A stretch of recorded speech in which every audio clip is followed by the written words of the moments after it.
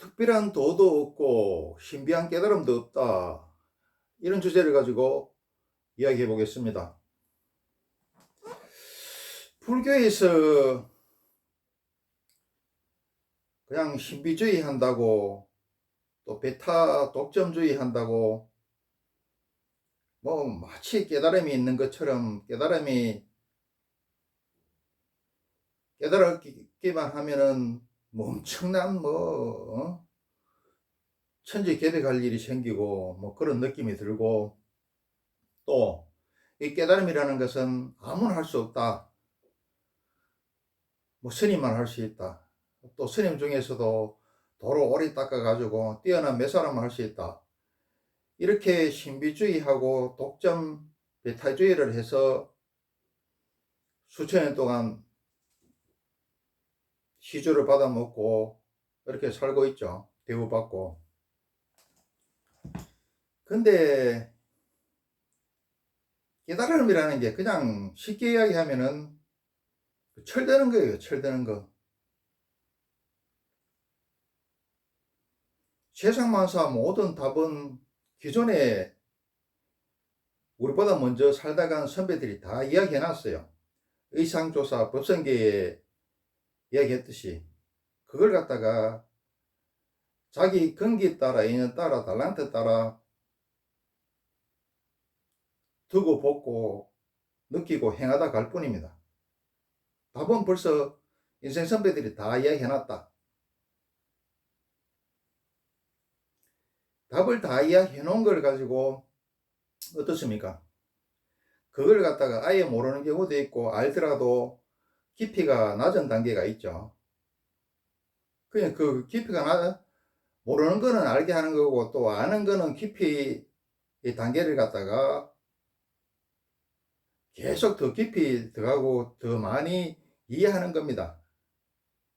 그냥 깨달으면 복잡하게 이야기할 필요 없고 그냥 철드는 거다. 불교에서 이야기하는 대로 무슨 경천동지할 일이 아니더라. 그런 거 없더라. 깨달음이 있다는 것도 또 이야기했지만 불교에서 또 깨달음이 없다는 것도 또 이야기해놨어요. 깨달음이 뭐냐? 돌아온 탕자 이야기 있죠. 그게 성경에만 있는 게 아닙니다. 불교 법화경에 먼저 있어요. 돌아온 탕자 이야기가 법화경하고 성경에 다 같이 있더라. 그 이야기가 무슨 이야기고 하면은, 집이 사실 일반적으로 대부분은 집이 제일 좋습니다. 그런데 가출을 한번 해보지 않고 집에 가만히 있으면서 집이 최고라고 생각하는가 하고, 집이 나쁜 것으로 부정을 하고 화장실은 멀리 있고 좋은 것은 밖에 있다고 생각해서 집을 뛰쳐나가서 가출을 해서 온갖 풍파와 고생을 겪고 난 뒤에 다시 돌아온 탕자가 돼서 집에 왔을 때, 자, 가출을 한번 해보지도 않고 가출을 해서 온갖 고생을 해보지도 않고 집에 가만히 들어누워서 집이 최고라고 생각하는가 하고, 집이 최고지만은 집이 최고가 아니다고 부정을 하고 난 뒤에 가출을 해서 온갖 험한 일을 다 당하고 다시 집이 최고라는 걸 갖다가 뼛속 깊이 알고 다시 돌아와서 방에 가만히 들어누워서 집이 최고라고 하는 거 하고 어떻습니까? 겉으로 볼 때는 두 사람 다 방바닥에 이렇게 들어누워 있지만은 그 집이 최고라고 느끼는 거는 돌아온 탕자가 더 절실하고 더 깊이 있고 넓이 있고 뼛속 깊이 더 느끼겠죠. 미국을 우리가 뭐 가본 사람도 있고 안 가본 사람도 있습니다만은 미국이 대단하다고 생각하는 거 상상. 근데 막상 가보면은 물론 안 가본 것보다 낫지만은 미국도 사람 사는 사이고 별거 없더라. 비유로 들어 설명하면은 그 함경이도 마찬가지예요. 함경이도 입법개품에 사전법개설에 그 이야기 해놨어요. 또 함경 입법개품의 선제동자가 53 선지식을 만나고 난 뒤에 다시 마지막으로 관세음보살을 만나서 그 관세음보살이 선제동자의 머리를 툭 치면은 그동안 53 선지식을 만나서 배우고 느꼈던 게 다 날라가죠. 그 기억을 잃어버리고 다시 또 배움을 향해서 출발을 합니다. 그게 돌아온 탕자랑 똑같은 이야기죠. 그러니까 이겁니다. 여기 있다가 현실을 부정하고 갔다가 다시 돌아오고 또 돌아와서 또 더 큰 의심을 내서 또 이렇게 해가 돌아오고 이겁니다. 이러면서 계속 성장하는 거죠. 다른 비유로 들면 나이가 나무 태가 이렇게 되면서 굵기도 굵어지고 높이도 높아지죠. 그래서 돈은 돈수가 아니고 돈은 점수더라. 계속 이 과정을 거친다. 가출했다가 다시 돌아오고 또 가출했다가 다시 돌아오고 또 가출했다가 다시 돌아오고 이게 계속 반복될 뿐이다. 그래 도노 점수도 깨달으면 끝도 없더라.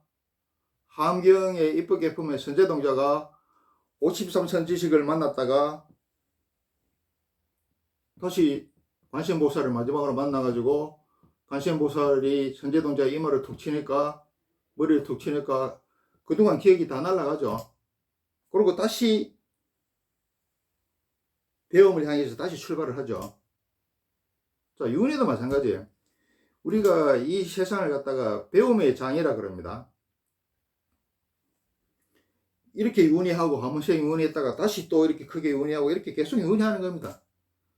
초등학교 들어갔다가 초등학교 졸업하고 끝이 아니죠. 또 중학교 입학하고 중학교 졸업하고 그 끝이 아니죠.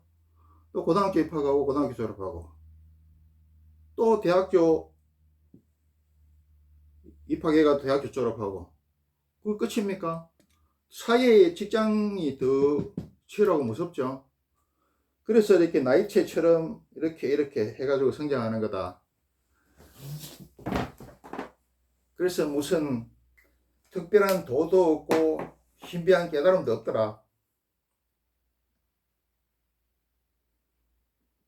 그런데 이게 사실 집에 있으면서 박근험하고 집이 최고 좋다는 걸 대부분의 경우 그걸 알면 좋지만은 대부분 사람은 그게 안 믿죠. 안 믿죠. 그 선인들이 다 우리 선배들이 다 이야기를 해놨더라. 무슨 공부를 해놓고 보니까 특별한 것도 없는데 괜히 부처라는 사람이 나와서 이런저런 이야기를 쓸데없이 이런저런 이야기를 했더라. 이렇게 이야기 해놨어요. 또 그 지목대사입니까? 그 양반이 이렇게 이야기했죠. 가짜 스님은 입산하고 산으로 들어가고 진짜 스님은 하산하더라. 이렇게 이야기 해놨어요. 다 이야기 해놨더라. 그런데 이게 안 믿기죠. 근데 진짜 하려 그러면 집을 한번 부정하고 다시 가출을 해서 온갖 험한 꼴을 당하고 진짜 집이 좋구나, 바깥이 좋은 게 아니구나 느껴서 다시 집으로 돌아가면은 좋기는 한데 어떻습니까? 집에 돌아온다는 보장이 없죠. 그리고 또 가출을 해가지고 뭐 남자나 특히 여자 같은 경우에는 만신창이가 되죠. 그래가 집에 못 돌아온다 이가, 죽는다 이가, 헤매다가. 돌아오는 사람이 몇 사람이나 되겠는가? 돌아왔다 하더라도 온갖 심신은 만신창이가 되어 있을 것이다. 그래서 일반 사람들은 괜히 무슨 특별한 도가 있고 신비한 깨달음이 있다는 말에 속아서 쓸데없이 그런 걸 찾다가 인생 낭비하고 심신이 파괴되고 현실에 충실하지 못하고 그러지 말라는 뜻에서 이야기를 하는 겁니다.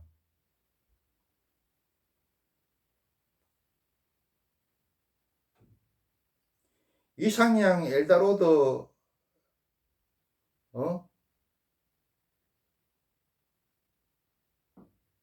이건 없어요. 그 선배들이 인생 선배들이 이야기했듯이 이 사바세계가 이 지옥인 사바세계가 곧 극락이더라.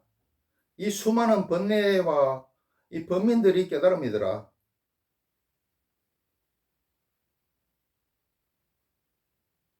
그냥 이 지옥의 사바세계에서 그 사는 게 이게 살아가는 게 도고 또 살아가면서 느끼는 것들이 발전하는 것들이 깨달음이더라.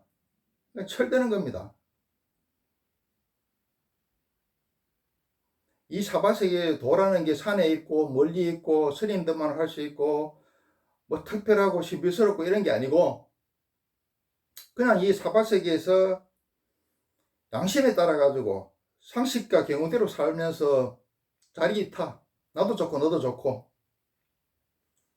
이렇게 하면서 잘 먹고 잘 사는 게 도이고 깨달음이더라. 그게 극락이더라. 그래서 무슨 특별한 도가 있느냐, 특별한 깨달음이 있느냐, 신비한 깨달음이 있느냐, 이거에 속아서 인생 낭비하고 심신이 파괴되고 인생 낭비하지 마라.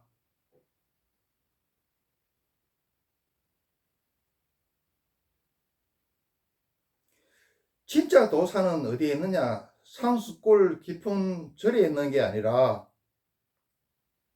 진짜 도사는 어디 있느냐? 이 콘크리트 숲 속에 있어요. 아스팔트 위에 있더라. 도시의 아스팔트 위에 있더라. 대도시의 아파트 밀림 속에 있더라.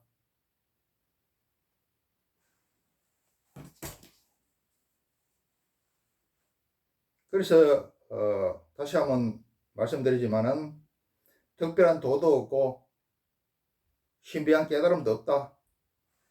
지금 여기가 이 지옥인 사바세계가 천국이고